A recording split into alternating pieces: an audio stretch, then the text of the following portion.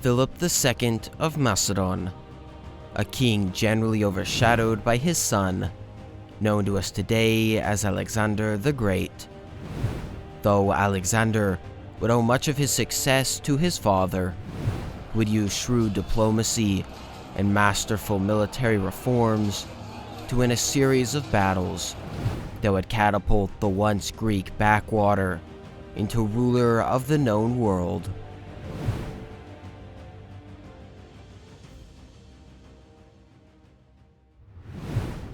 In the late 6th century BC, the Achaemenid Persian Empire would launch an invasion of Europe.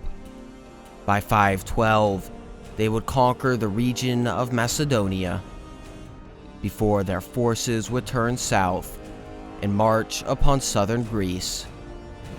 However, in 479, they would suffer a series of defeats and subsequently were forced to withdraw from Europe.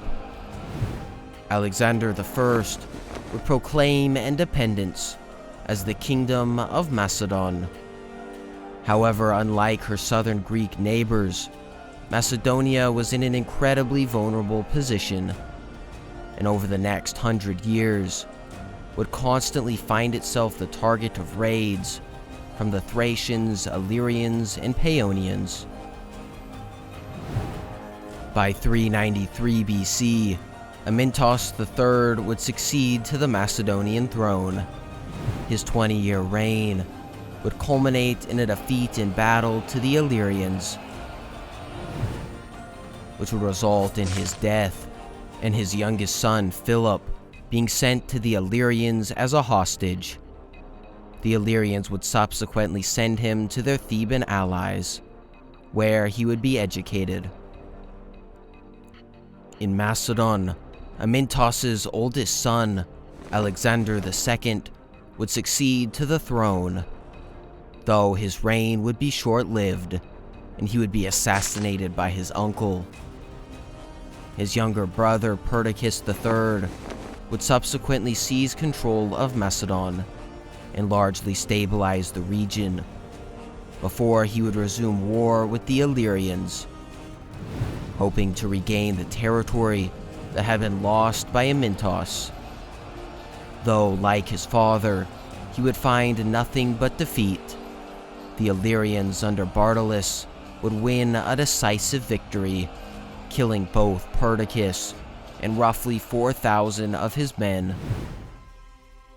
Philip, who had escaped from captivity in Thebes and was now back in Macedon, would succeed to the throne as Philip II. Though Philip's situation was on the verge of collapsing, the Paeonians who lived near Macedonia began to pillage their territory, sowing widespread disorder.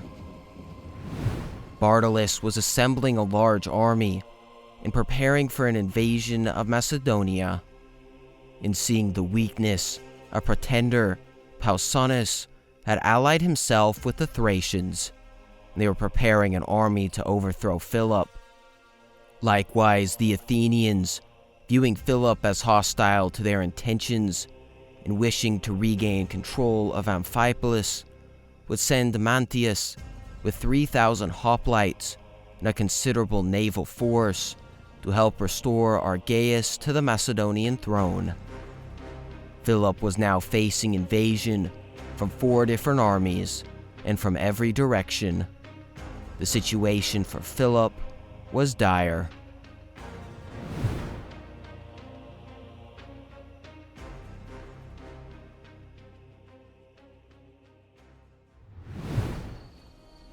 Philip's first goal was to reform the Macedonian army. It had been ravaged by the recent defeat to the Illyrians and lacked proper numbers, equipment, and training. He would raise every man he could. The nobility of Macedonia he would appoint to become the officers and elite cavalrymen of the army, while the highland peasants became the bulk of his infantry. Having been educated in Thebes, he would adopt many of their tactics and would train his infantry to fight in the phalanx, a tightly packed formation.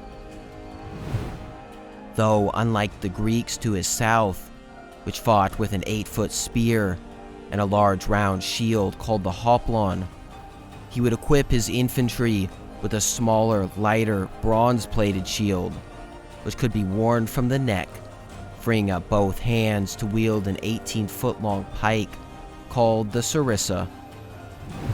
Macedon's strength had always been its cavalry, which had gained recognition during the Peloponnesian Wars.